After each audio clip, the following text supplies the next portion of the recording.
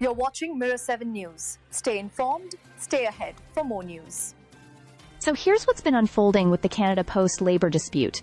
And it's actually a pretty major development after 2 years of tension, strikes, and uncertainty. Canada Post and the Canadian Union of Postal Workers, which represents around 53,000 employees, have finally reached a tentative agreement in principle. This comes after a long standoff that included 2 national strikes and months of unpredictable rotating job actions that affected everything from mail delivery to small business planning. What's interesting is that the full details of the agreement haven't been released yet. Both sides are still working through the legal language, and the final version still needs to be voted on by union members. But for now, what people really wanted to hear has been confirmed.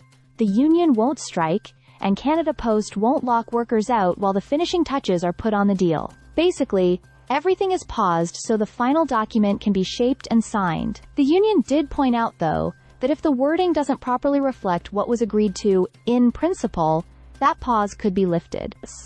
So the right to strike is still technically alive until the new contract is officially ratified. From Canada Post's side, the message is the same.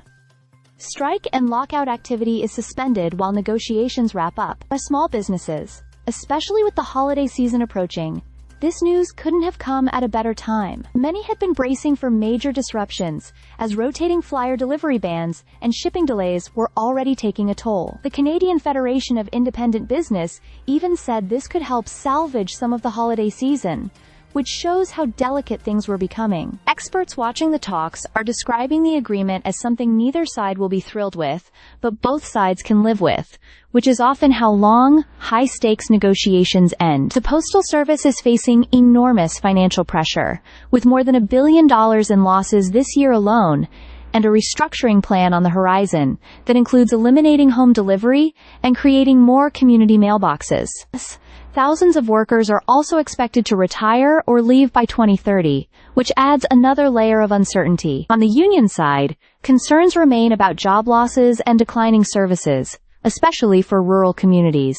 The government's restructuring plan has been framed as necessary to address an existential crisis at Canada Post, but the union argues it will lead to painful cutbacks. Still, this tentative deal is being seen as a much-needed step forward after 2 years of gridlock. The negotiation only regained momentum in the last couple of weeks, guided by a federally appointed mediator, and now there's finally hope that a workable agreement is within reach. If all goes smoothly, the country may be able to move past this drawn-out dispute, and Canadians can breathe a little easier as they head into one of the busiest mailing seasons of the year. Stay subscribed for more videos.